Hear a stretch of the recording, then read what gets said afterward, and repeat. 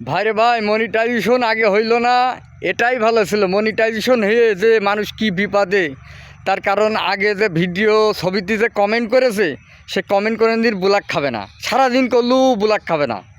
কিন্তু এই অনার্গলি 4-5টা ভিডিওই কমেন্ট করতে যায়, কমেন্ট বুলাক খাবে।